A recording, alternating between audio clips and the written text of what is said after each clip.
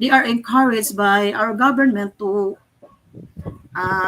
be accredited in the ISO accreditation. So for the hospital accreditation, which is under the GCI or the Joint Commission International on Accreditation and Certification that recognized as a global leader for healthcare quality of care and patient safety. So I think Ma'am Kimberly Sato hospital is also GCI accredited. And also here in Cebu, as we all know, before it is only Chunghwa Hospital has this accreditation, but for the second quarter or for the second renewal for their certificate, they are no longer meet the standard and failed to comply the requirements. Mura wala na sila naka GCI accredited karon as far as I know, but correct me if I'm wrong.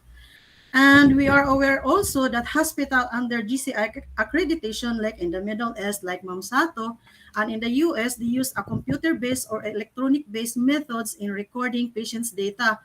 And this data is under the IMO or the Institute of Medicine, who facilitated these methods with the use of EHR or the electronic health record and information technology. As we all know that technology is more important now, and also the electronic health record for under the GCI hospital, they already use these methods and use this continuous quality improvement uh, technique in order for them to be more efficient.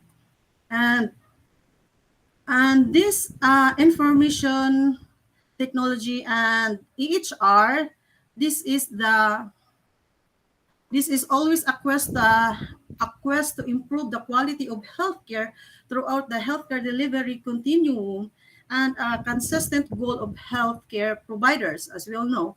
And also not for the healthcare providers, also for the national and local policy makers and health IT developers.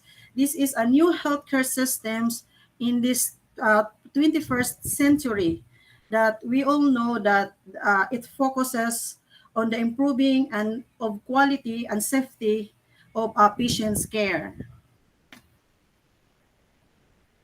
Um, this is the concepts and also we call it the principles of the continuous quality improvement based on the current state and to the future state by using these methods. So these QCI concepts and strategies will transform numbers on the spreadsheets or a report into a plan for action that identifies areas of focuses on let me say, or also the steps and processes needed to improve those areas continually and actively.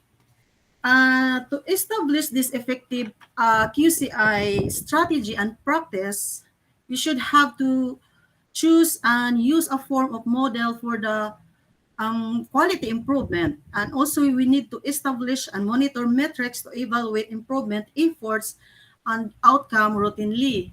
So also we need to ensure that all staff members and I think they need to have to understand the metrics for the successful efforts of the organization or in the hospital settings.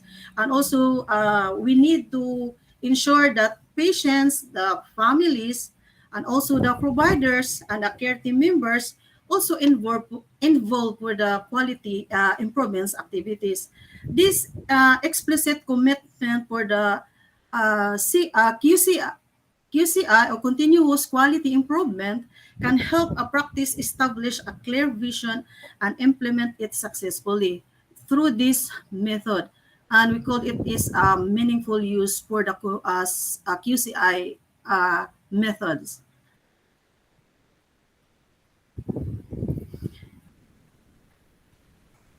Um, in this slide, I I present to you the three components of the QCI, which is in undertaking in any QCI initiative, we must consider that these three components, the structure, the process, and outcome, are within the context of health and quality, that it could be illustrates the basic premise of the continuous quality improvement.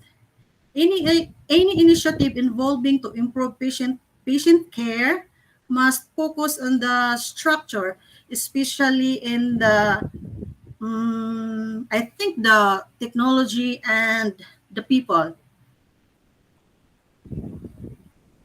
This one.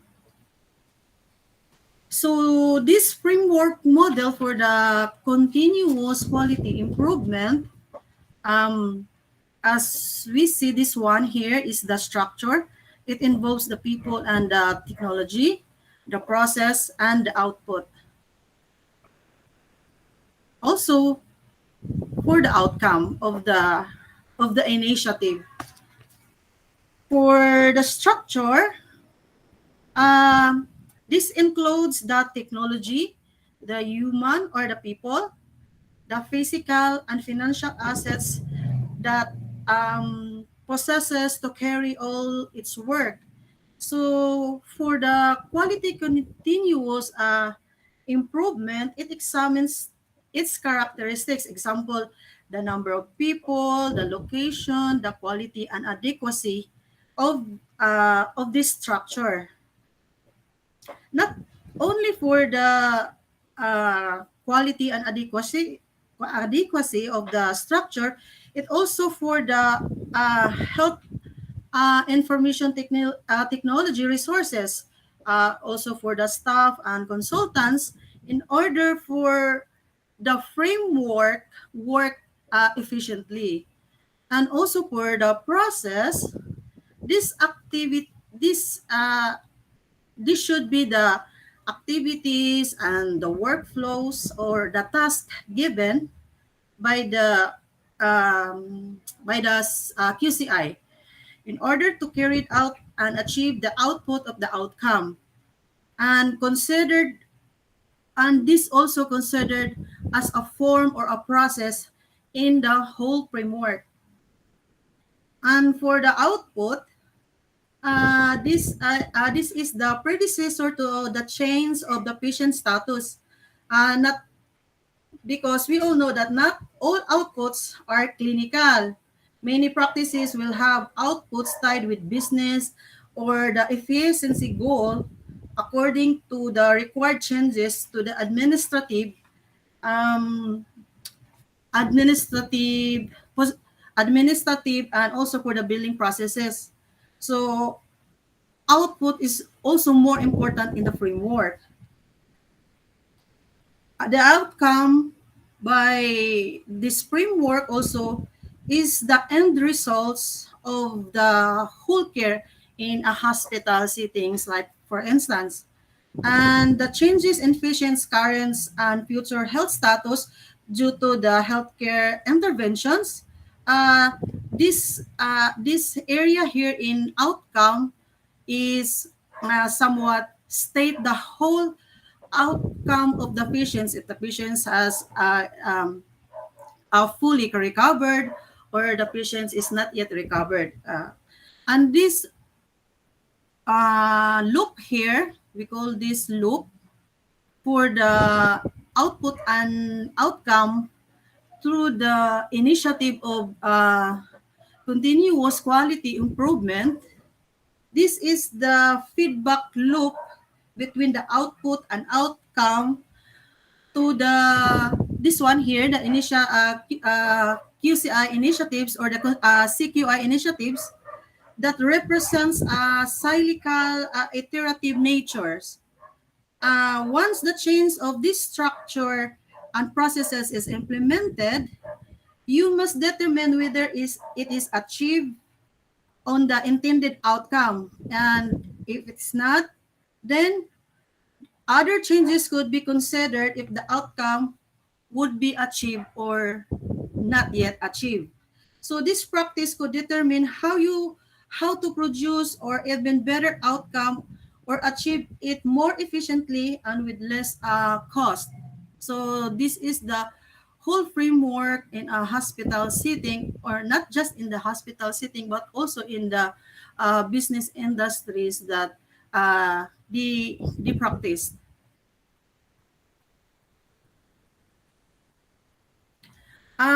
For the I present to you the IHI model improvement using uh, by some hospital. This IHI model for improvement is simple strategy that many organizations are currently used to accelerate their improvement strategies. The continuous quality improvement initiative based on the IHI model for improvement focuses on setting aims and team buildings to achieve the change. And this simple strategy also defeat the this one defeat this method, and with uh, with the composition of these three questions. These three questions rather uh, is enhanced to promote improvement uh, by using this PDSA method. So with these principles, uh, this with regards to the questions, what are we trying to accomplish in order for us to have, in order for us to know that the work we had is achieve the goal or achieve the improvement plan. So also the how we know that a change is an improvement, and also what changes can we make that will result the in will result in improvement. So with this framework or model, it answers all the questions using the continuous quality improvement initiative with this one here, the PDSA, the plan, do, act, and study, or plan, do, study, act. In order for this one to be implemented properly, it has a 7 steps. First is to form a team. Actually, this is already discussed by the previous reporter with Sir Arville and I think Mom Kimberly. And this the first one is the form a team, and the second one is to set aims. So this aims is to answer this one. The first questions, what are we trying to accomplish? Aim should be I think aims should be specific, have a defined time period also, and be measurable. It should include the definition of who will be affected, for example, the patient population, the staff members, and among others. And in order to accomplish the aims, it should be ideally be consistent with achieving one or more specific goals. So for the for the third one, to establish measures, this will also answer the second questions. How will we know that a changes is an improvement? So in establishing measures, um, this will guide to the outcome measures that evaluate about the aims, either it is met or unmet. And also, you have to be able to collect data on measuring if the plan you if the plan you had is achieved through these concepts. And for the fourth one, the select changes, these tips answers the questions, what changes, to the third questions, what changes can we make that will result in improvement? The team should also consider ideas for a multiple sources and select changes that make sense. This is Ma'am Rhoda explained to us that she find any ways on how to make changes in their hospital. So for the fifth one, that is changes. First of all, that changes must be planned and downstream impacts analyzed to assess whether they had to desired outcome or the desired output.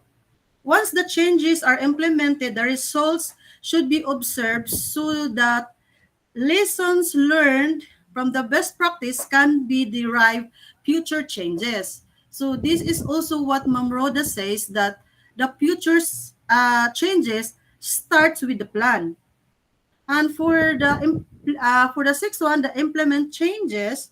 After testing the change on a small scale, learning, each test is refining the change through the PDSA cycles. So more probably, the PDSA cycles is the most important things or method that enable for us to meet or implement the broader scale or the pilot populations of the entire unit, because somehow we have to pilot testing if the plan we had is more appropriate or more what we call this, more accurate for the changes or for the uh, for the change in our hospitals problems or any improvement or development.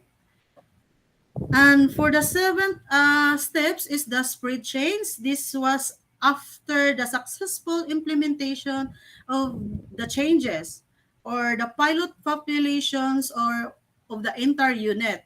So example, as you notice that on the first steps, second, third, fourth, fifth, you notice that the your plan or your action is somehow good, then the spread of changes is the implementation of all the entire unit in order to disseminate this method through the all parts of the organization. I hope I can deliver it uh, one deliver it properly. I'm trying my best actually. So for the next slide, it's about the quality tools. So I was tasked to report about the three tools for the uh, continuous quality improvement. The first is the histogram, cause and effect diagram, and also for the check sheet.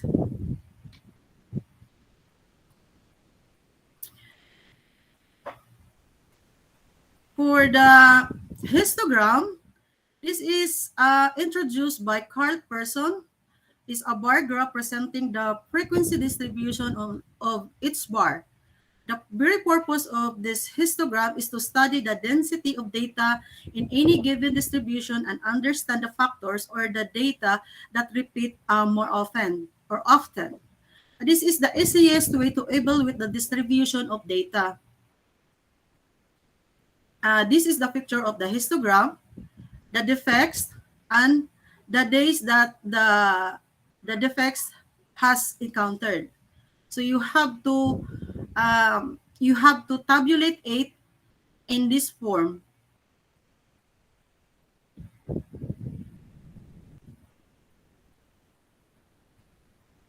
So in order to create the histogram, wait a in order to create the histogram, you should have first to collect the data and sort it into categories. Then after sorting out, then level the data as the independent set or the dependent set. Because histogram, you have to create it in a vertical and also in a horizontal way. So in a vertical way, you can put it independent, and horizontal way, you can put it also in a dependent set. So after this, the characteristics, you group the data would be the independent variables. The frequency also of that set would be the dependent variables. Its marks or either axes should be in equal increments. For each category, find the related frequency and make the horizontal marks to show that frequency. And to further know when to use the histogram, histogram is used to when the data are numerical. So when you want to see the shape of that data's distribution, especially when determining whether the output or a process is distributed approximately normal, so you have to use the histogram. Also, when analyzing whether a process can meet the customer's requirements, also when analyzing what output from the supplier process looks like, when seeing either a process change has occurred from one period or to another, and when determining whether the outputs of two or more processes are different. When you wish to communicate the distribution of data quickly and easily to others. The histogram is for the summary of the histogram is a graphic presentation of frequency counts of a sample or a populations. The x-axis lists the unit intervals of parameter, example, the severity level of super defects or the severity of patients in the hospital, ranked in ascending order, and left to right, the y-axis contains the frequency counts.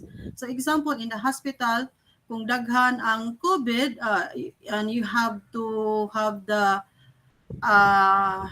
histogram profile, you have to write down the which areas or in a COVID patients by ages, example, or by gender. You have to put it there what is more severe, the the elderly or the middle-aged patient.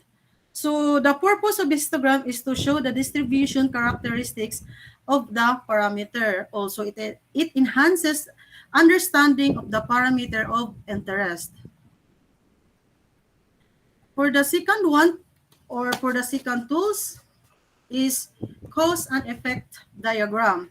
This diagram, or this cause and effect diagram, introduced by Karo Ishikawa. This is the most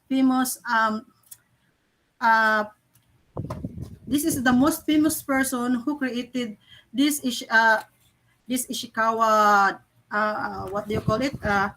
Ishikawa's basic tools.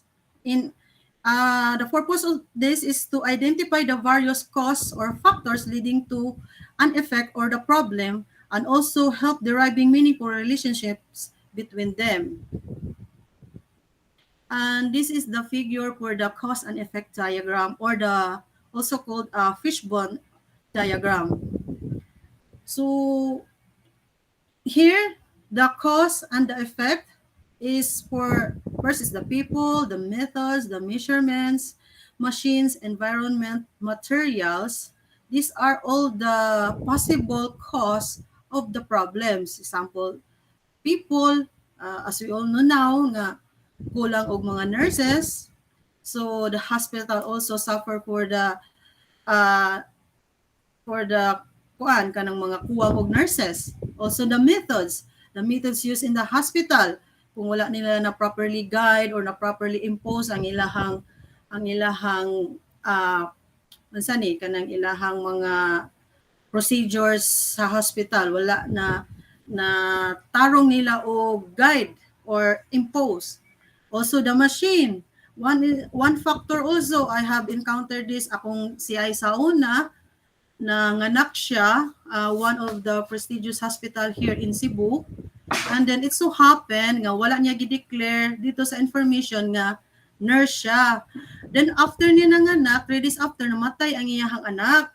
And the reason is nagka-septic shock daw kuno ang bata, kay kuno ang mama, which is my professor, wala daw kuno siya wala daw kuno proper hygiene mo na reasons dito sa hospital. And then tungod sa iyang ka-disappoint nga ingana ang reason nga hugaw siya or wala siya proper hygiene, so iyang gi-disclose iyang self nga I am a nurse, dayon I know the proper hygiene, I learned that because I know because I'm a nurse. So in that instance ning file siya og kuan kanang legal complaint dito sa hospital, and then they found out that ang cause nga namatay ang bata is tungod siya kay guba ang ilahang what do you call this kana bitang sorry nalimot ako kay dugay ako nag-nursing kanang kana bitang imo bitang mga what do you call this mga gamit i-kuan siya i-sanitize or what do you call it ilahang machine actually Sa ER naman? sa DR o kanang DR, ICU, autoclave, yes. Autoclave ba ta term na nalimot ang jud ko. Usually, pag autoclave, pag sterilize sa mga gamit. Oh, wala di ay kaya ang ilahang autoclave dugay na wala nila na check nga wala na day siya nag-function properly. Nya imagine katong mga ning agi og mga surgery unya gi-autoclave ilang gamit dito unya wala din na siya nag-function properly, so unsa na lang naka-cause ato no. So this is also one problem sa mga hospitals nga dili nila ma-check ang ilahang mga machines, also with the materials, instruments, and also within the environment. These are all the factors that that leads to somehow kanang makaingon ka nga improper care sa ilahang sa ilahang mga gamit. And how to construct cause and effect diagram. First is clearly identify and define the problem or effect for which the cause must be identified. Place the problem or effect at the right or the end of the diagram. Identify all the broad areas of the problem. Write in all detailed possible cause in each of the board areas. Each cause identified should be looked upon furthermore specific causes. View the diagram and evaluate the main causes. And also you have to set the goals and take actions of the main cause.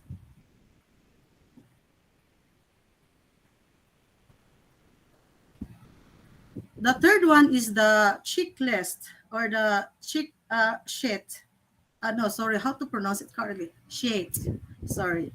For the definition, check sheet is a structured, prepared form for collecting and analyzing data.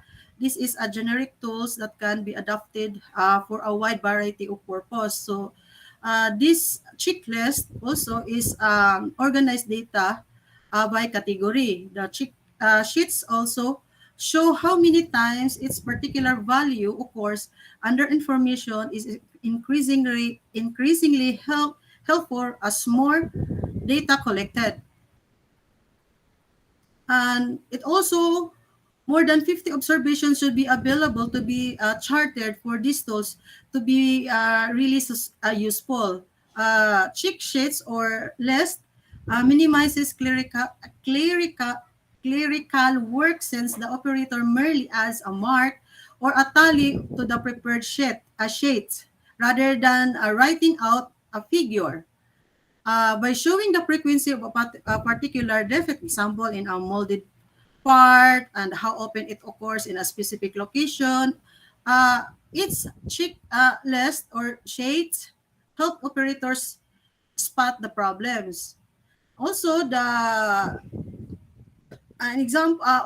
one example this is to show a list of molded parts defects on a production line covering its weeks times, because I consider this because I'm also in the business industries. That's why some of my reports in the field of industries.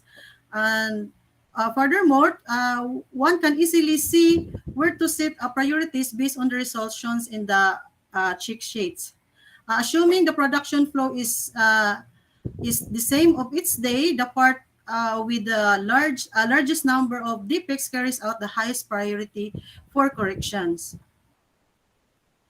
And this is the figure for the cheat sheet. This is the easiest way to track information because you just have to write like this and you can find it easily. When to use this method, the cheat sheets methods? When data can be observed and collected repeatedly by the same person or at the same locations. When collecting data on a frequency or patterns of events, problems, defects, or defect locations, and also with the defect causes, and among others. When collecting data from a production process, not just in the business industries, but also in the hospital industries. Summary for this method, a check sheet is a paper form with a printed item to be checked. We really know that we need to have, we really need to check on the items. Its main purpose is to facilitate gathering data and to arrange data while collecting it so that the data can be easily used later. I want to share with you also these concepts of the lean business.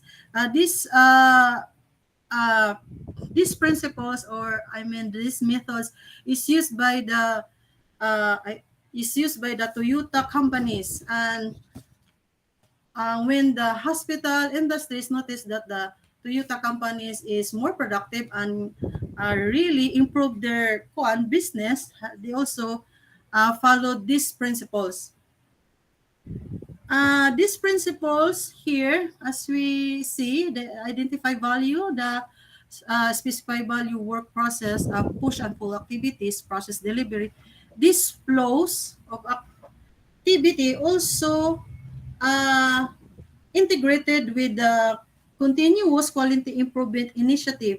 It focuses mainly on alleviating overburden and inconsistency while reducing waste to create a process that can deliver a required results smoothly. And these principles or of these principles on lean methods uh, is somehow used uh, in order to see the changes or the changes in a system that will result into the improvement. And for these methods or principles, this is somehow the principles that the Toyota industries or Toyota, what do you call it, business, somehow see the change of the principles they use. The first is the identify which features or create value here. So in identifying the value, you have to determine through both internal and external perspectives, not just in the business sectors, but also the hospital industries also use this kind of principles to integrate the continuous quality improvement of their plan or their business. And also with the um, example example for identifying the value, patients might value patients might value reduce from how to deliver this. I really just want to collaborate in the hospital settings because I know that this lean business or this lean methods is used by the hospital.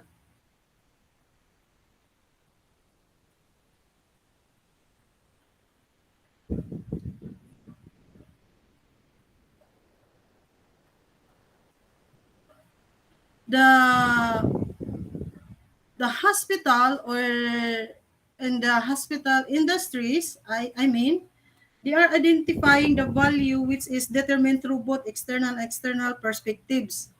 For example, patients might value reduced phone time on hold because as we all know, na hospital ko sa Chungwa, uh, diri sa Mandawi, ang ilahang kuan, what they call this, private room, na sila katong cool bill. Kanya kung ma-hospital ko, wala ko'y kuan kanang ISO. So ako raw sa dito magkuan-kuan sa akong self. Then every time nga magkinahanglan kog assistance sa nurse, I just have to push the button, the call bell, kay para na ay maka-assist na ako. And also for kuan kanang mahataga dayon ko og proper care, so I just use the call bell kay mo reflect ra sila dito sa ilahang kuan, sa ilahang sani ilahang kuan kanang area. And the reason why that the patients might value a reduced phone time on hold while providers value having all the information at hand available when making an appointment. The specific values depend on the process being streamlined. So, as I have said, mag-call lang ko para mo-streamline lang ang ako ang kuan, unsa ni, mo-streamline lang dito sa nurse kay naman na sila gidadala sa ilahang kilid nga every time mag-call bill ka, mo kuan na to siya, mo siga-siga na to siya, pasabot na ay nag also there in their areas makita pud nila didto nga kana nga room need assistance. Identify the value stream or the main set of activities of care. This was the specific value. Then once value is determined, practice leaders should identify activities that continue the value. And the entire sequence of activities is also the valued stream. This one here. The purpose of this is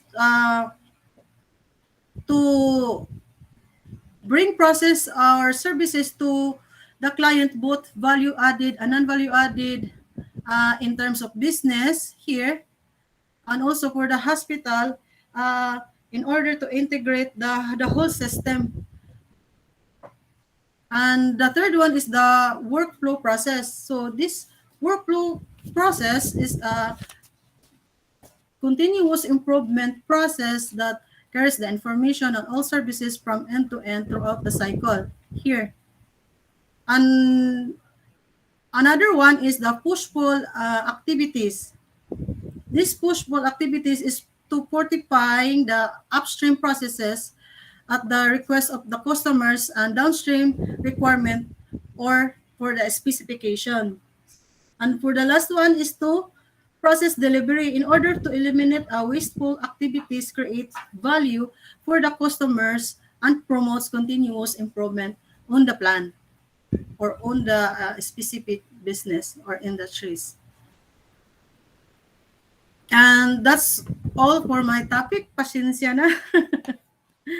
All right, thank you, Lynette. So, do you have any discussion for the others to answer? I am I am happy to accept or to hear anybody that can relate my topic to your work experience, because as you know, wala ko experience in the hospitals, and maybe soon I try to have an experience para makarelate ko ninyo. Mm. Okay, anyone from the group who would like to share about the topic of Lynette? Her topic is about quality tools. And for those who are assigned in the office, no, or those who are in a managerial position or supervisory position, these are very common, no? The Ishigawa. You also have your, of course, histogram. By the way, histogram is more into the statistical data that you've already treated upon gathering your data in the hospital if you're doing some researches.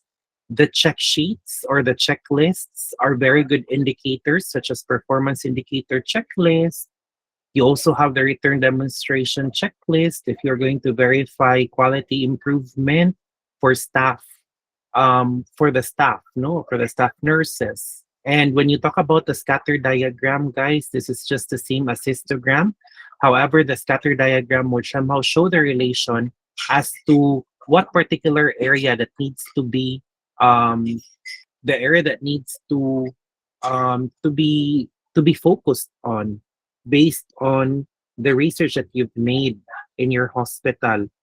You need to do first the Ishigawa cause and effect um, diagram. It's because it's one way for us to determine a very good assessment plan, meaning to say we're trying to assess what are the things that we have to consider in our institution or in the nursing department.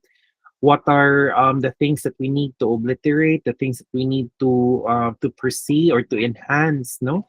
And in that way, that's the time that you're going to select a research topic na imuhang to conduct, no, to conduct it in your respective department. It can be with the help of the head nurses, with your supervisors, no? Or you can work hand in hand by the staff nurses. It depends. Usually, this particular application is more into the infection control. A very good example that I would like to highlight is the compliance of hand hygiene of the staff nurses. We can determine how many staff nurses were able to do return demonstration. Were they able to through checklist, no? So were they able to perform everything? It's just like doing rep them, no, during their undergrad, no? And somehow you will do descriptive statistics, very basic statistics. How many did perform? The average who performed among the following who performed the hand washing, who among them who scored 3 for all the items or categories, 2 or even 1. So you can actually focus on if you're going to do it through histogram and scatter diagram, you use your Excel. Excel can somehow show a lot of charts. No, you can do it can show line graph, bar graph, histogram, or scatter plot. But in my end, histogram is really important because you can somehow determine asa siya dapita na mo show kung kinsay pinakataas na nakakuha ani nga criteria, kinsay pinakaubos makita siya rather than scatter plot medyo kuan siya no kanang chaotic ang presentation. Lisod kayo siya kung nagani siya kanang pundok kung imo siyang i-run sa statistics no sa Microsoft makita nimo din kung asa ka mo focus sa imong project. Okay? Who among you here have tried doing that? Nakasulay na mo? Or wala pa? Or observe? Yes, go ahead. Yes, Doc, I've tried na, Doc, the... is it me or other? Yes, it's you, Miss Koan. Okay. Nabia. I've tried na, Doc, this check sheet because I usually do central line trainings for the nurses, like yearly. So we use the checklist when we do direct them. And then with the histogram, we also use this with regards to, especially when I make KPIs for my staff. So I usually do I call them bar graph. And then also for this check sheet, when I do a performance appraisal also for the staff. Right. No? Usually performance appraisal and then return demonstration kana jud siya competency based checklist or you also have your KPI, your key performance indicator. As heads, you will be the one to evaluate that. Your evaluation should be anchored with your KPI. You need to review that as well. However, no standardized naman siguro na ang inyong mga KPI because it also has something to be consulted with our human resource department. Dili lang ta makabuhat-buhat og ingon ana because we also need to consult them if they're amenable with it, no? Sige. So that's good, no? Miss Unabia has an idea of doing so. However, Miss Unabia, do you know how to run basic statistics in Microsoft Excel? Actually, dili pa, Doc. And they have this program for a training with regards to kanang bitaw mo computation sa Yeah. Excel. wala pa ko naka-attend jud. But Yeah. they have that. Mm-mm. Patudlo mo sa inyong kuan kaning inyong kinsa yung statistics kanang nursing research ninyo masking basic lang siya para makahibalo sad mo nga unsaon siya pag-input, no? Naman na sa ilang naman sa inyong computation maski makuha lang gud ninyo ang frequency, ang distribution kana siya kana lang ka simple, no? Yes, Doc. And Very then, good. you know what? If you have that kind of data that is being presented to the DOH during their visit, di na jud sila mangutana kung naka-interpretation or analysis of results. And by the way, guys, learning development needs analysis, are you familiar? Kanang imong i-identify unsay dapat sa imong mga staff na ipang Yes, train. Doc. Yes, Doc. Yes, no? You have to interpret that, no? Using your basic statistics. Kung pila ka book ang niingon, but you can do it manually. But when you do it in Excel, paspas kayo sa imo na i-code, no? Nga unsa ilang gikuan. But there are times that learning development needs analysis is done through qualitative when you ask question, what trainings do you want to be trained? Aw kana, kung kana iyang pagsuwat, dili siya checklist, lisod jud ka ayos yan mo man identify dayon. Kay imo man siyang usa-usahon, i-code man nimo siya. So, naiusa ni answer og advanced cardiac life support, naiusa ni answer nga NRP, neonatal resuscitation program, naiusa ni answer about leadership and management, charge nursing. So, imo siya itali-tali, nga imo siya i-interpret ngano kaha, no? Na most of them ganahan man kay ani na training. So you have to provide evidences sa unsa siya ana siya. And then you present it to your chief nurse, no? Para si chief nurse aware na in your 1 year program para sa mga staff, it's really based on the LDNA or the previously known as training needs analysis, but we term it now as LDNA, no? So kana siya. Okay, so importante jud kayo makahibaw mo og basic computation. That is why naamoy subject ana karon.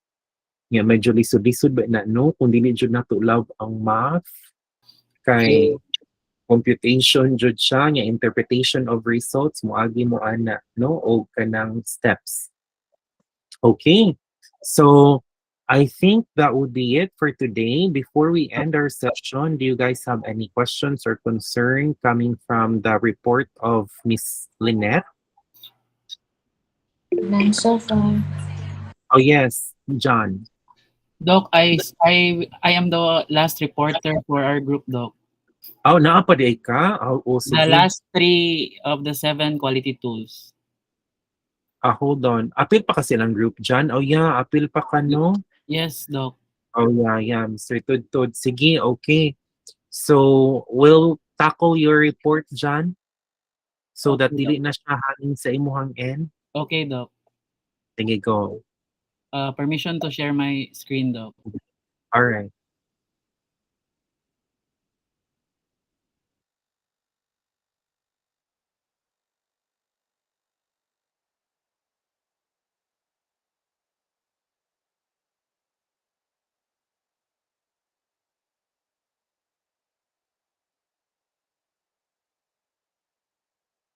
It's visible now in my end.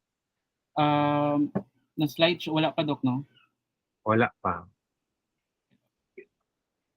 Okay, how about that? Wala na. Yes, oo. Okay na.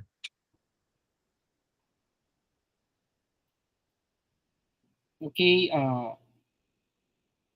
there are 7 basic quality management tools for planning, monitoring, and controlling processes to improve quality-related issues within the organization or institution, as previously discussed by Ma'am Lynette. So she already discussed the first 3.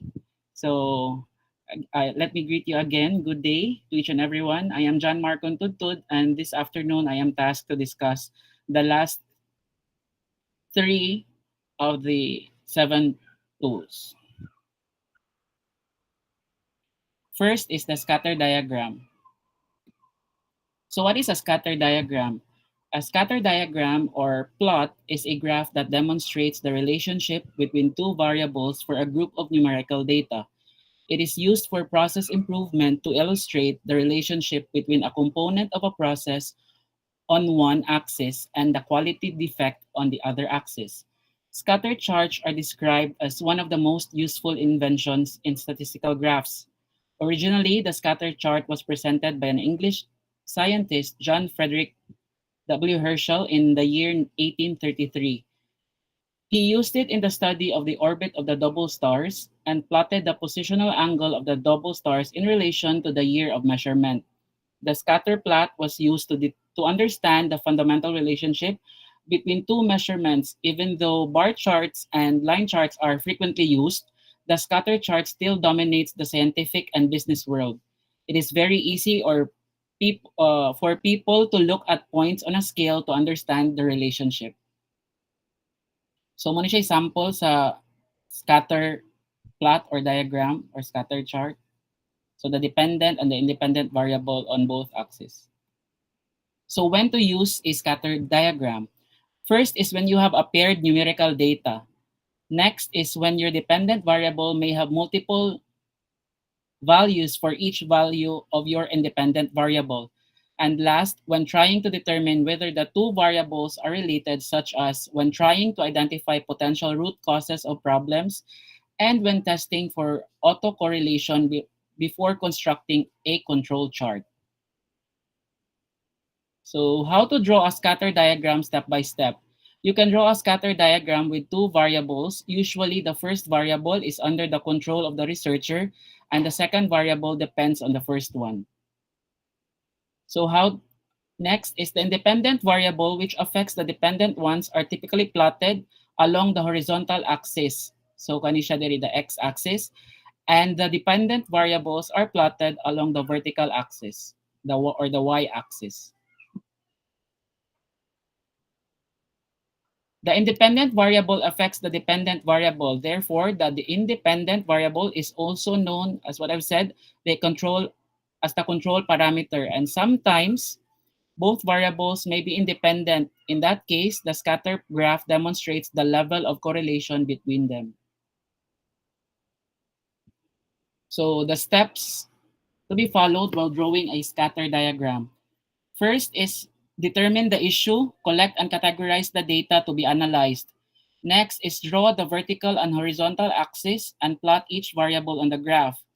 Then the third is determine the type of correlation, and last, determine the root cause of the problem by interpreting the results. So when you talk about correlation, it is used to define the relationship between the variables. Scatter diagram can be categorized according to the slope of the data points. So it could be positive, negative, or no correlation. So as you can see on your screen, the scatter diagram with a positive correlation. A scatter plot with increasing values of both variables can be said to have a positive correlation. The scatter plot for the relationship between for example, time spent for studying before an exam and the marks scored can be referred to as having a positive correlation. So as you can see, magkataas ang iyahang time spent sa kanang pag-study, magkataas po iyahang score sa exam. So there's a positive correlation, increasing siya. Next is a scatter plot with an increasing or with a decreasing value, rather increasing value of one variable and a decreasing value for another variable can be said to have a negative correlation. So, for example, observe the image of the negative scatter plot depicting the amount of production of wheat against the respective price of wheat. So, nagka-taas ang tawag ining production, nagkagamay ra pud iyahang price. So what negative padung siya paubos. So negative correlation. The third one is the no correlation or null correlation. A scatter plot with no clear increasing or decreasing trend in the values of the variables is said to have no correlation. Here on your screen, the points are distributed randomly across the graph. For example, the data for the number of birds on a tree at a different times of the day does not show any correlation.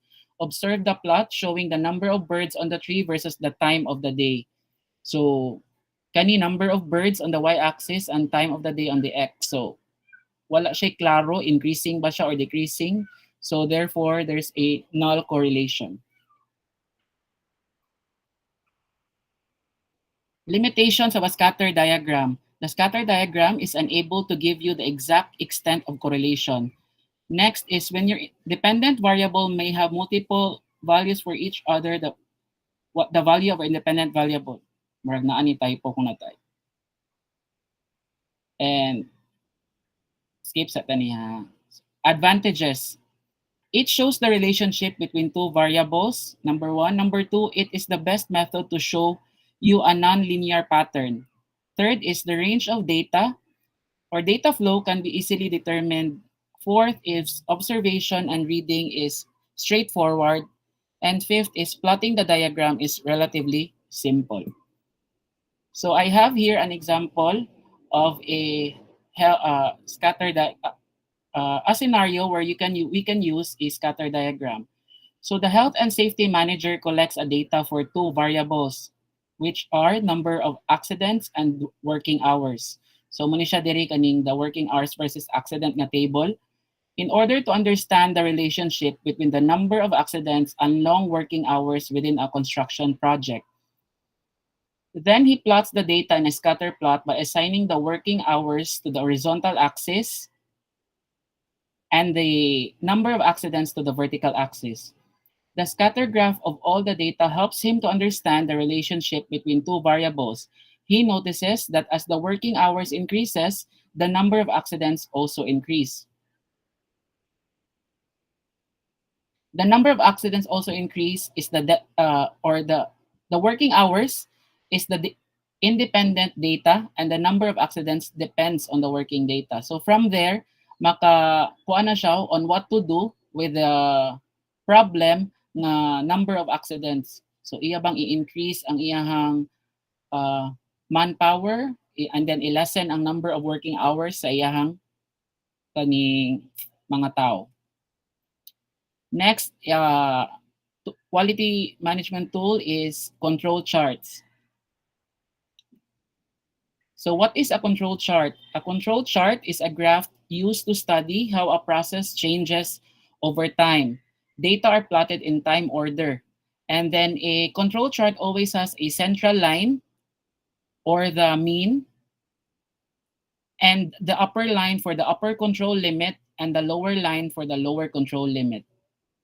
So a control chart will help to monitor control, and improve process performance over time by studying variation and its source. It helps also to distinguish special from common causes of variation as a guide to local or management action. A process can be improved to perform consistently and predictably for higher quality, lower cost, and higher effective capacity. There are many types of control charts, and once a process is selected to be charted, the sampling method and plan are determined, and data is then collected, statistics and control limits are calculated, and the chart is constructed. As at first ani naglibog jud ko nga unsaon ning unsa pagkuha ang kaning mean, the upper control and the lower control limits. And then mo to na mention ni Dr. Pizarra ganina nga i-run siya sa kuan like mga Excel or any nga computation para mas dali. Sa Yes. while ga prepare ko ani nga report nagsige ko unsaon man gini how can I explain, good thing nga na mention to ni Doc ganina. There's also one application that you can run it. It's the SPSS, no? However, it is a complicated application and it's very expensive, no? It can run all the descriptive statistics that you have, even correlation such as Pearson R, particularly during your statistical treatment of data sa inyong thesis, maran jud siya sa SPSS nga. Nanadayon ang value, ang imuha na lang jud isang pag-interpret. If the null hypothesis is kuan, rejected, or imo ba siyang i-accept based on the value na iyang gi-show based on significant value nga 0.5, no? Katong less than 0.5 is non-significant, greater than 0.05, significant siya. So, sa may interpretation ana sa imuhang study, kana siya. Hmm. Sige. Okay, thank you, Doc. Continue. So, now we're gonna be talking about the control chart types. As what I've mentioned, daghan siya, no, depending on your data. So basically, we've got 6 or 7 common types and they're separated whether they use continuous data or attribute data.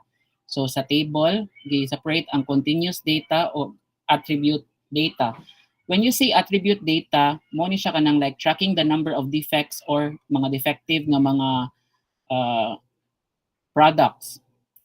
With continuous data, the first chart Sa continuous data, the first chart is the IMR chart or the individual moving range na chart. So this works really well when the production is low volume because it will show individual values on your chart, and this is probably the most common type. So ang key ani niya IMR low volume na individual ang value.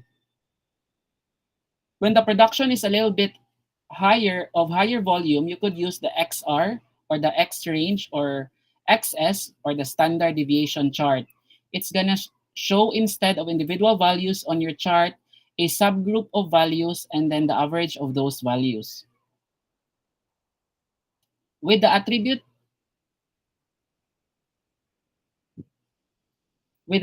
data, you've got basically the most common types, the C, the U, NP, and P. So depende ra ni siya. So C imong gamiton if the number of defects to track the number of defects per subgroup and the sample size is constant. U naman if you want to track the number of defects per unit and the sample size is variable. NP is used to track the number of defective units per subgroup and the sampling size is constant and greater than 50. And P if you want to track the percentage of defective units and the sample size is variable and usually greater than 50. So more on sa statistics gid siya. So when to use a control chart? So when control is an ongoing process by finding and correcting problems as they occur. Next is when predicting the expected range of outcomes from a process. Third is when determining whether the process is stable or meaning in statistical control. Fourth is when analyzing patterns of process variation from special causes or non-routine events or common causes or those built into the process. And lastly, when determining whether your quality improvement project should aim to prevent specific problems or to make fundamental changes in the process. Sa next slide, I have here a sample of a study na gigamit niya is ang control chart. So imagine this scenario. Actually, nakita na niya ko siya online. So we want to track the medication errors at a hospital. So you manage a hospital or a unit and you have evaluate medication error rate like wrong time, dosage, and wrong medication. And you want to understand errors per patient or defects per unit. So how many average medication error do we have or average per patient? So to help us from this problem a little better and to think and understand it, here is something from the American Nurse Today magazine. So it says, mistake involving medications are among the most common healthcare errors. Medication errors lengthen hospital stays, increase inpatient expenses, and lead to more than 7,000 deaths annually in the United States. Each error costs an estimated of $2,000 to $8,750. So medication errors are a big problem. We want to understand that, map it out on a control chart and see what issues might be occurring and investigate those further. So in your screen, you can see our data that we're going to take a look at. So let's say we monitored errors within uh, each week for 25 weeks, and we're interested in defects per unit or errors per patient. Our sample size is variable, and we've got the number of patients na pod. So, as seen in this table, kaning errors versus patient. So since ang atoang sample size is variable man and ang atoang ganahan nga makuha is defects per unit, so atong gamiton ang control chart ng katong U based sa katong chart bitaw ganina akong gipakita. So after gi-run siya sa system, nakuha na plot na ni siya. So in the chart, we'll see that we have 2 points that are above our upper control limit. So we want to go and investigate those and understand kaning na-read dire. We want to go and understand those and understand why that might be occurring. We really want to cut down medication errors at hospitals because it's detrimental to our patients, but can also be very expensive. We also want to understand and address those two issues that we're seeing and improve the error rate over time. So tungod ba siya sa staffing or any other reason? So last would be the Pareto charts. I would like you to see this kuansa on your screen, this image, and try to, I will be asking you something about this image after I discussed Pareto charts. So what is a Pareto chart? A Pareto chart or Pareto analysis is a type of chart that contains both bars and a line graph where individual values are represented in descending order by bars and the cumulative total is represented by the line. So combination ni siya sa bar graph o line graph. This chart is named for the Pareto principle which in turn derives its name from Vilfredo Pareto, a noted Italian economist. So ang kuan pod aning the Pareto principle states that 20% of sources causes 80% of the problems. So na iyaning na realize or na conceptualize ning Pareto analysis tungod lang kay na iyang unsa ni na nahibaw-an niya nga 80% of the land in Italy daw was only owned by 20% of the people. So imagine. So a Pareto chart is a graph that indicates the frequency of defects as well as their cumulative impact. These charts are useful to find the defects to prioritize in order to observe the greatest overall improvement. A Pareto chart helps a team focus on problems that offer the greatest potential for improvement by showing different problems' relative frequency or size in a descending bar graph, which highlights the problem's cumulative impact. Teams can then focus on problems that could have the greatest impact if solved or improved. So when to use a Pareto chart? First is when analyzing the data about the frequency of problems or causes in a process. Next is when there are many problems or causes and you want to focus on the most significant. Third is when analyzing broad causes by looking at their specific components. Fourth, when communicating with others about your data.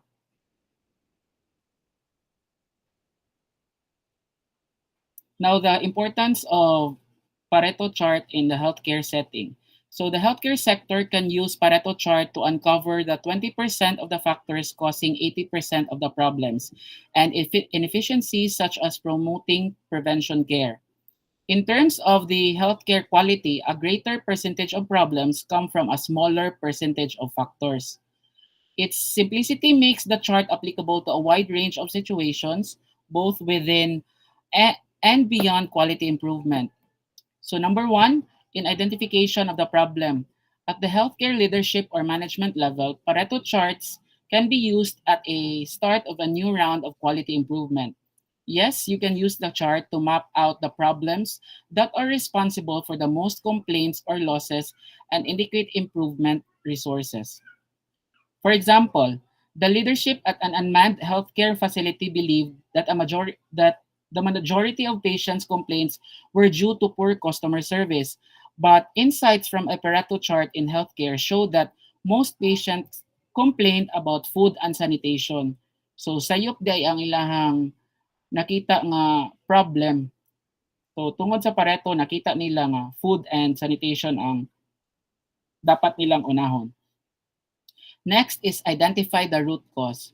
Once a problem has been identified and a team assembled, use a Pareto chart in healthcare to select critical areas that need urgent help. The healthcare sector's problems are big and multifaceted. Faceted. For instance, a shortage of a particular drug may occur due to a wide variety of reasons, such as a breakdown in supply chain due to a war or pandemic.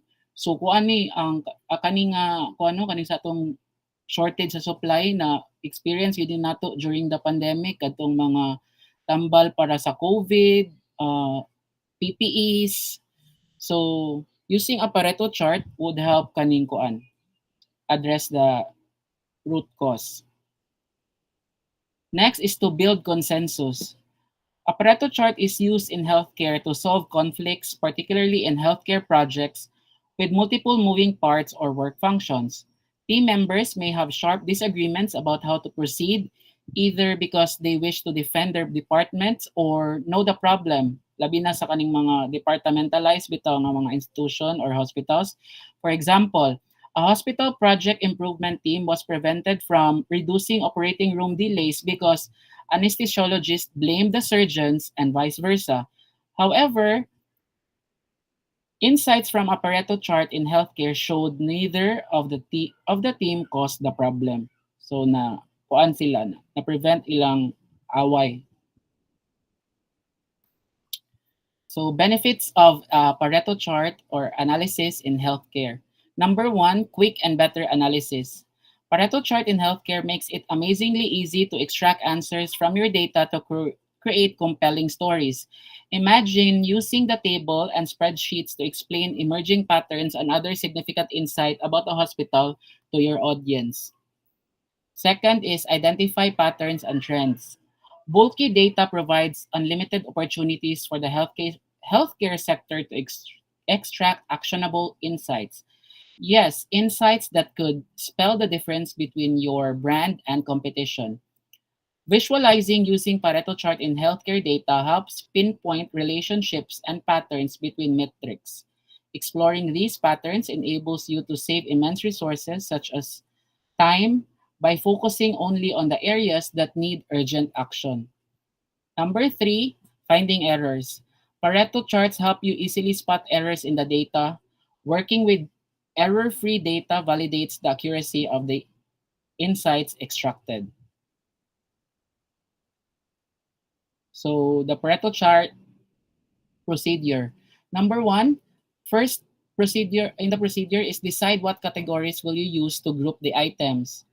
Second, decide what measurement is appropriate. Common measurements are frequency, quantity, cost, and time. Next is decide what period of time the Pareto chart will cover. One work cycle, one full day, or a week. Fourth is collect the data, recording the category each time or assemble data that already exists. Fifth is subtotal the measurements for each category. Number six, determine the appropriate scale for the measurements you have collected. The maximum value will be the largest subtotal from step 5. If you will do actually step 8 and 9 are optional. If you do the optional steps, the maximum value will be the sum of the subtotals from step 5. Mark on the left side of the chart. Seventh, construct and label bars for each category. Place the tallest at the far left, then next tallest to its right, and so on. If there are many categories with small measurements, they can be grouped as others or other. Again, no, step 8 and 9 are optional but are useful for analysis and communication. So step 8, calculate the percentage for each category. For subtotal for that category divided by the total for all categories, and draw a right vertical axis and label it with percentage. Be sure the two scales match. For example, the left measurement that corresponds to it or on half should be exactly opposite 50% on the right scale. Number 9, or the last step, is calculate and draw cumulative sums. Calculate and draw cumulative sums, add subtotals for first and second categories, and place a dot above the second bar indicating that sum. To that sum, and the subtotal for the third, and place a dot above the third bar for that new sum. Continue the process for all the bars connecting the dots starting at the top of the first bar to the last bar, and it should reach 100% on the right scale. So here is an example of a Pareto chart. The bar that has the highest value or the most important category falls into the left, and the bar that has the lowest value or the least important category falls on the or into the right. So the red bar is the most important category, and this pink or purple is the least important category. The vertical axis on the left side of your screen represents the frequency occurrence, cost, or another measurement related to survey, kani diri, or the kaning na 0, 20, 40, 60, 80 to 100. Now, the vertical axis on the right side represents the cumulative percentage of the values. This helps to analyze the effect of each category. Kani siya diri 0, 25%, 50, 75, and 100. So sa as discussed earlier, so ang total ani niya i-divide nimo sa total sa tanang category. So mo na siya nakuha ni nimo nga percentage, and then go so on until sa last category na reach na nimo ang 100. So bar graph combined with a line graph. Now what are the benefits of a Pareto analysis or chart? First, it is an effective tool for communication with stakeholders visually. Mas dali siya masabtan nila and enhances organizational efficiency. Next is it helps to determine the most significant cause of a problem and enhances problem-solving skills of the organization. E kung unsa to'y mas importante, so mo to'y lang unahon og sulbad. It is also a visual presentation tool. It can be created easily with limited statistical knowledge.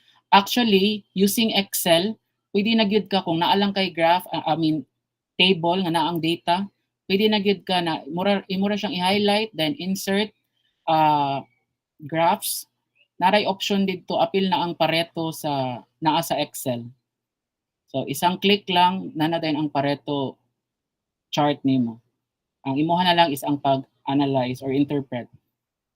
Limitations include that this type of chart relies on past records. So if the past records are not correctly stored, the result of Pareto analysis may be deceptive. And second, if it does not define the root cause of the problem, it demonstrates frequency of occurrence.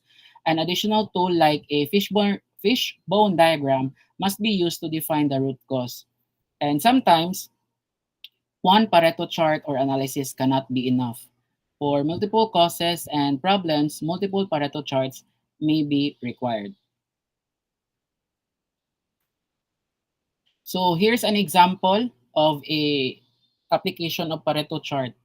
So one team decided to use Pareto chart analysis to identify the vital few factors that contributed to the error during the surgical setup. The team identified 8 types of surgical setup errors and collected the data on the frequency of each type. So, muning nasa table. So, ang error type na ay wrong supplier, excess count, too few count, wrong size, wrong sterile instrument set, missing item, damaged item, and katong mga gagmay na lang ako ang gi-categorize na lang siya as other. When the team displayed this data in a Pareto diagram or chart, they discovered that 3 types of errors accounted for 80% of all errors. Instead of working on all error types, the team focused on its efforts on these 3 vital few error types. So the Pareto chart also uses the principle of the vital few versus the useful many. So upon processing and displaying the data in a Pareto chart, na found out nila na 80% of the causes, so nara, kani diri kaning red 80, kutob diri ra sa katulo, causes the errors. So like the wrong supplier, excess count, and too few count. So with that, mas dali na nila ma-address ang kani nga issues kaysa sa unahon to nilang uban nga gamay rag impact sa pag-solve sa ilang issue or problem. So now, I am showing you again this cartoon or this picture. Can anyone see, anybody in the group kuan kaning tawag aning say something about this in relation to my discussion about the Pareto chart? Kinsa may ni raise oy? Yes, kinsa any?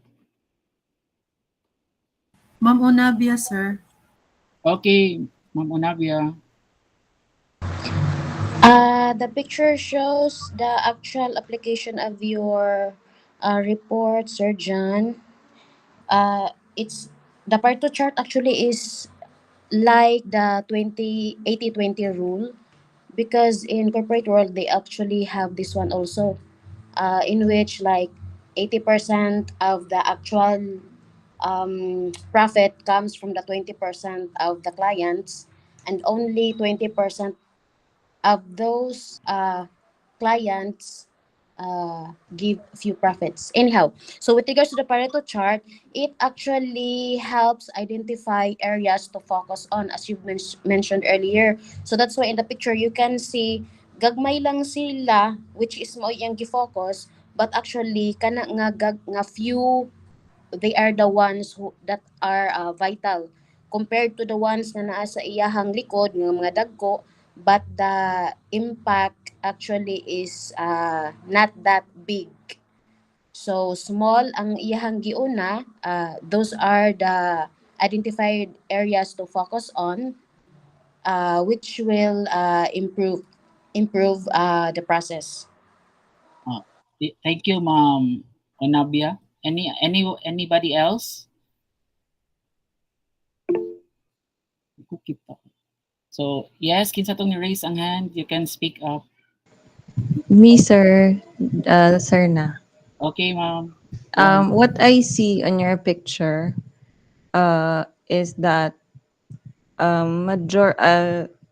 sometimes uh, the people in the organization or the leaders focus more on the small aspects, or like what the man is doing, he is focusing on the small aspects, but on the back he cannot see that the larger aspects affecting the organization is leaning towards him, which uh I see is what uh unsaon man kanang murag may maka-affect og dako sa organization, those things that we don't those things that are behind our backs na falling na wala ta nakita, and because we focus more on the small things in front of us. Yes, that is same tawag interpretation, ma'am, no? Na sa Pareto chart, ang kaning dagko nga bar mo man ni siya ang mas dako og impact on the improvement of the institution or the organization. But this man was focusing on the small aspects or more bitaw band-aid solution sa iyang ipanghatag. And by doing so, wala na siya kabantay na ang kadtong issues ni pile up na that would actually ni padung na mo fall niya that could make or break the success of the organization or institution. So again, this shows a Pareto chart, and you can see that the biggest priorities are actually falling on top of the guy who's getting too caught up of the small details. The things that just don't matter as much. Some causes are just not worth your time. Mga ingon sa ang kaning buhat aning kuan picture or kanang caricature. Pareto chart is a great way to prioritize where we should focus our improvements. So somebody else raising.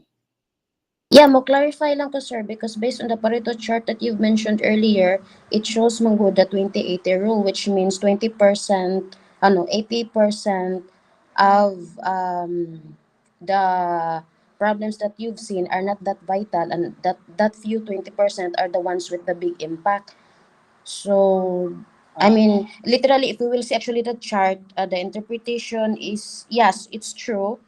Actually, sakto gid siya, absolute. But the thing is, based man good sa Pareto chart and with the discussion of the 2080 rule, it's actually the opposite.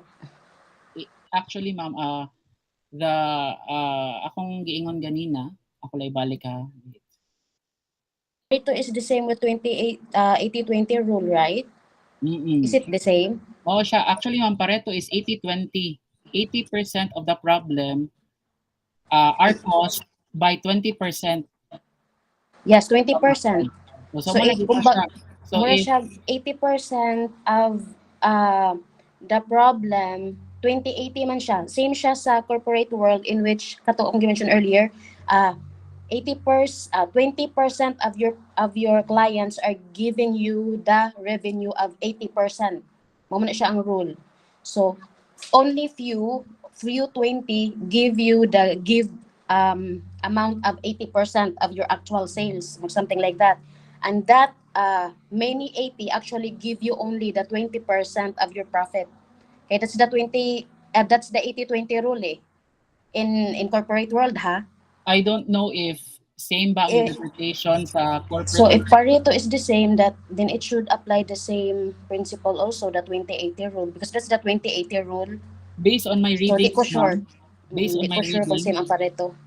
and Doc Isara could also correct me if I'm wrong or an input, 80% mo bitaw to the again sa Pareto in imo ni siyang i-kuan into Pareto ang kaning nga data nimo makita na nimo nga ang kaning naa diri sa left kaning gauna nga bar kaning wrong supplier mo ba'y nakita sa iyong screen.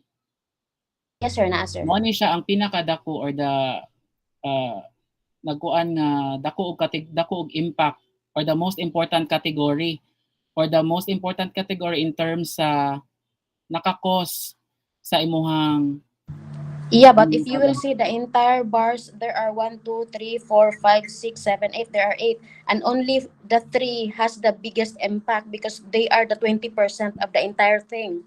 Actually, ma'am, no. These three, the wrong supplier, excess count, and too few count comprise 80% of the 100% of the kaning categories. Kaya ang pag-compute man gud aning cumulative percentage niya, ma'am, kasi may buong ka ba nga ubos diri o nya diri ni Saka. Ang Mm-mm. ang So it's not the same then. So in other words, Pareto chart is not same as the 20-80 rule. ang Pareto, ma'am, not 20-80, 80-20 siya. Mo nang ningon ko nga I don't know about the business side Yeah, or business 80-20 side. rather. 80-20 rule. 80-20 basta ang the 80%, kaning 80% are the vital few, nya ang kaning gagmay the useful many. Pwede siya nimo kuanon pero ang i-prioritize nimo dapat kani gid sila. Kay mas The daghan man 20%. mm, Okay, they are giving the impact of 80 man. 80%. So mo ni siya sa motong sa explanation sa kaning caricature or cartoon na busy kay siya tan-aw aning mga gagmay ra nga kanang impact sa iyang organization, ang kanihin noong dagko og impact na wala niya nabantayan nga padung na mo collapse padung niya. So that could make or break the organization success.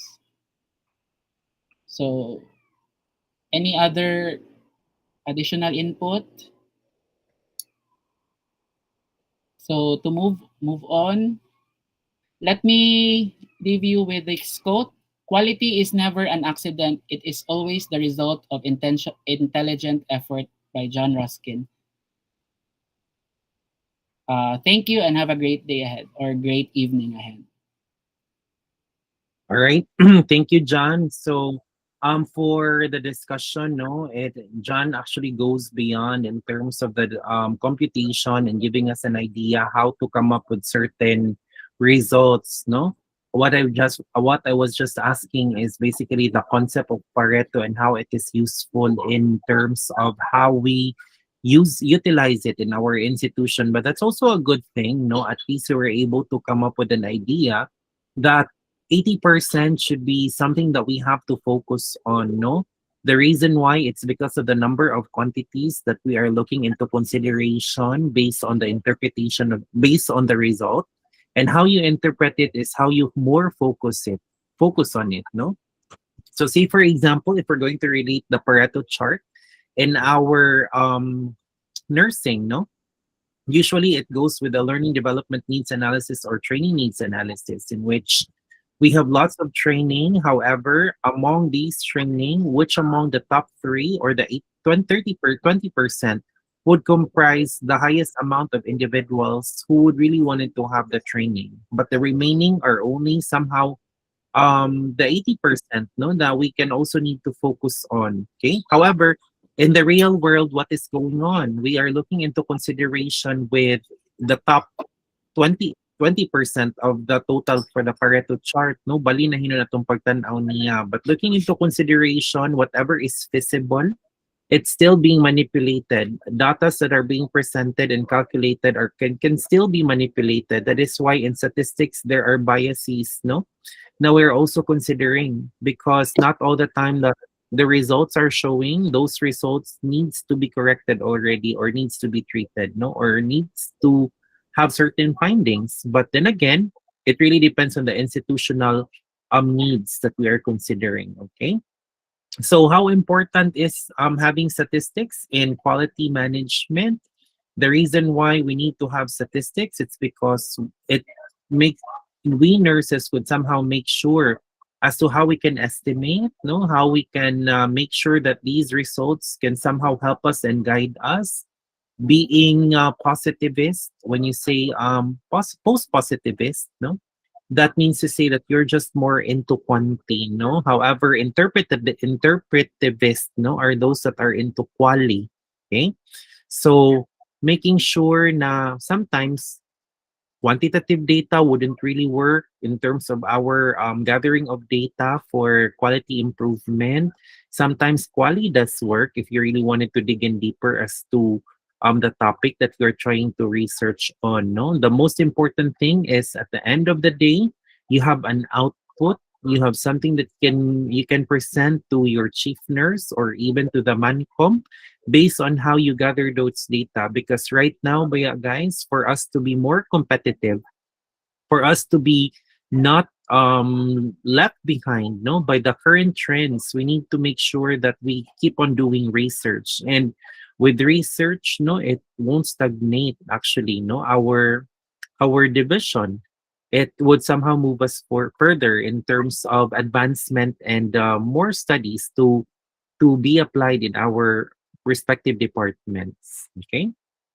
All right. So I think that was a very good kuan po, no, observation based on Miss Onabia, no.